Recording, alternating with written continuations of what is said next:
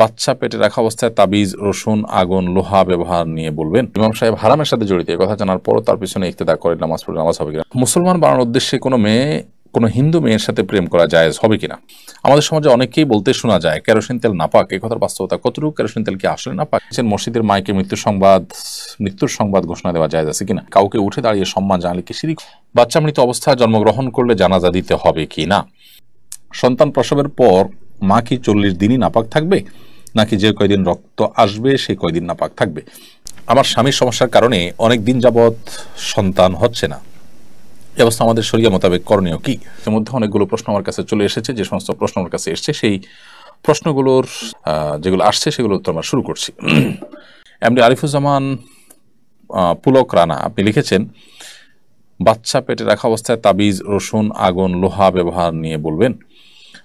বাচ্চা পেটে রাখা অবস্থায় গর্ভধারিণী নারী তিনি রসুন, আগুন, লোহা এগুলো ব্যবহার করতে পারেন। রসুন ব্যবহার করতে পারেন, রসুন খেতে পারেন, আগুন ব্যবহার করতে পারেন, লোহার কোনো কিছু কাটাকাটি করা লাগলে করতে পারেন।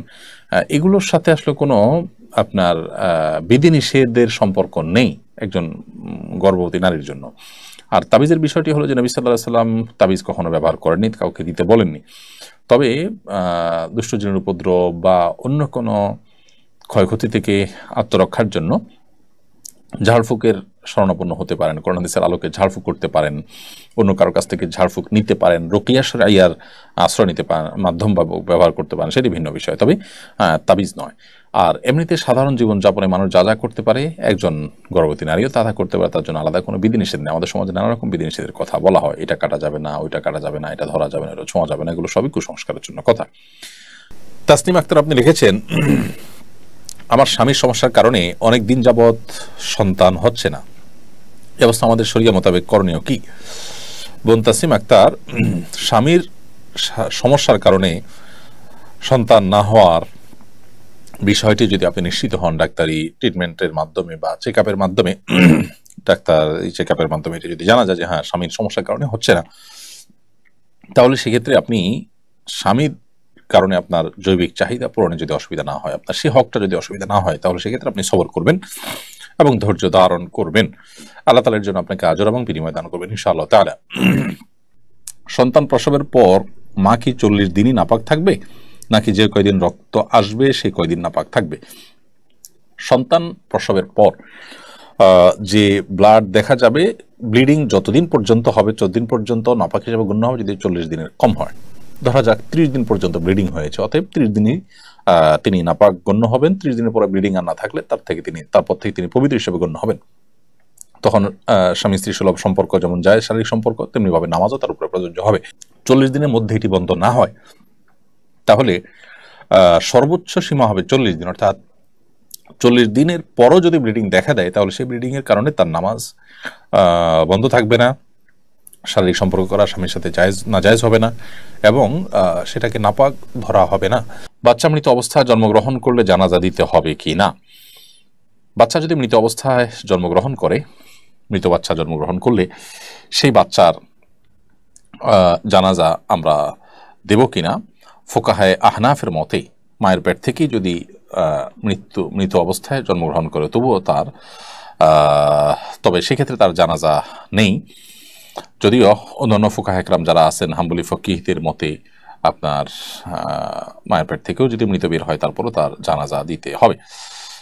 আরটিএন মোহাম্মদ রাজু খান আপনি লিখেছেন আইডি থেকে, কাউকে উঠে দাঁড়িয়ে সম্মান জানালে কি শিরিক হবে? না, শিরিক বলা যাবে না, তবে এটা নিয়ে আমাদের ইখতিলাফ আছে। অনেক উলামা এটাকে জায়েজ বলেন বিভিন্ন হাদিসের কারণে, আবার অন্য কিছু হাদিসের আলোকে অনেক ওলামা ইকরাম এটিকে নিষেধও করেন। কারণ নবী করিম সাল্লাল্লাহু আলাইহি ওয়াসাল্লাম দাঁড়িয়ে সম্মান জানানোকে অপছন্দ করতেন বলে বিভিন্ন বর্ণনা রয়েছে। কিন্তু আবার কোনো বর্ণনা থেকে এটিকে অনেক ওলামা ইকরাম সাব্যস্তও করেন।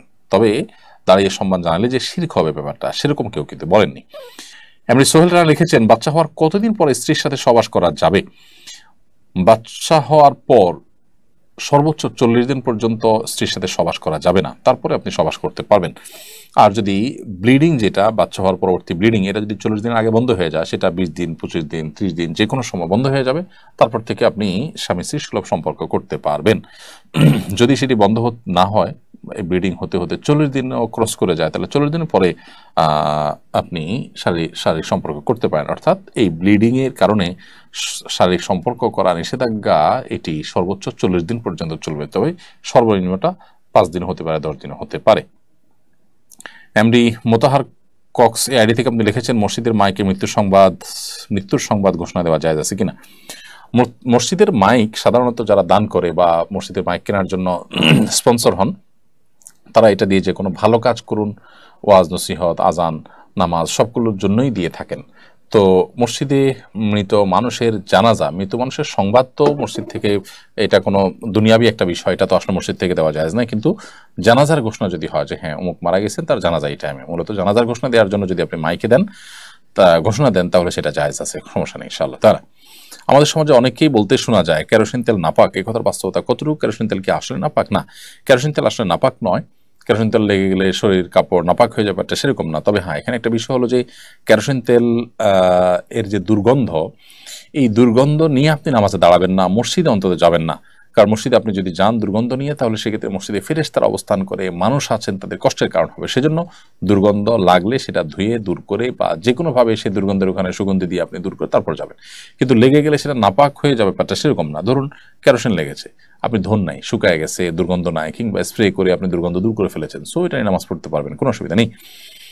তাহলে কেরোসিন তেল নাপাক এরকম ধারণা সঠিক নয়, তবে এটার দুর্গন্ধ নিয়ে মসজিদে যাওয়া অনুচিত। কারণ নবী করিম সাল্লাল্লাহু আলাইহি ওয়াসাল্লাম বলেছেন, তাতাআজ্জাল মালাইকা বিমা ইয়াতাআজ্জা বিহি বানু আদম, আদম সন্তান যেসব কারণে কষ্ট পায়, ফেরেশতারাও এসব কারণে কষ্ট পায়। অতএব দুর্গন্ধের কারণে মানুষ যেরকম কষ্ট পায়, দুর্গন্ধের কারণে ফেরেশতারাও কষ্ট পায়। যেন নবী করিম সাল্লাল্লাহু আলাইহি ওয়াসাল্লাম কাঁচা পেঁয়াজ কেউ খেলে সেটা মুখে নিয়ে, সেই দুর্গন্ধ মুখে নিয়ে মসজিদে আসতে নিষেধ করেছেন, কারণ মসজিদে ফেরেশতারা এবং মানুষের কষ্টের কারণ হবে সেই দুর্গন্ধের কারণে।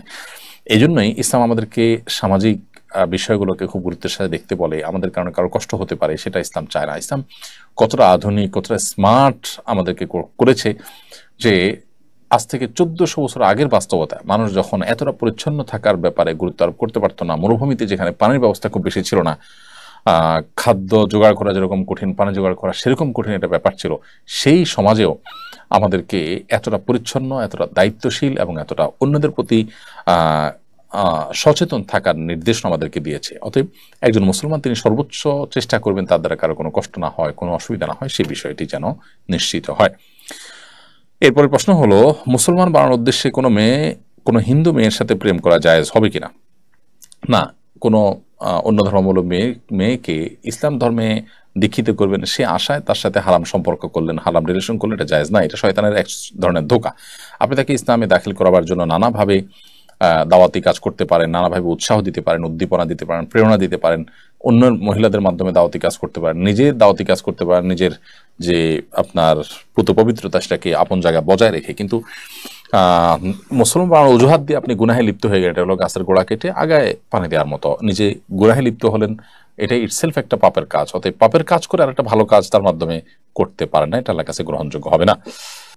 এমডি হাফেজ সজীব ইমাম লিখেছেন, ইমাম সাহেব এহরামের সাথে জড়িত, ইমাম সাহেব হারামের সাথে জড়িত, এই কথা জানার পরও তার পিছনে ইক্তেদা করে নামাজ পড়লে নামাজ হবে কিনা? নামাজ হয়ে যাবে, কিন্তু যদি এর চাইতে ভালো ইমাম পান, কোনো মসজিদের আশেপাশে, তার কাছে নামাজ পড়তে পারেন, তার পিছনে নামাজ পড়তে পারেন। আর সাধারণত এই ধরনের ইমাম যিনি হারামের সাথে জড়িত, তাকে মসজিদ কর্তৃপক্ষ তাকে বাদ দেওয়া, ভালো ইমাম তার জায়গায়, বিশেষ করে প্রকাশ্যে গুনাহে লিপ্ত এরকম মানুষকে বাদ দেওয়া তাদের কর্তব্য, এবং তাকে বাদ দেওয়ার জন্য মুসল্লিগণ চাপ সৃষ্টি করতে পারেন, করা উচিত তাদের। বাট নামাজ যদি পড়ে ফেলেন তার পিছনে নামাজ আদায় হয়ে যাবে।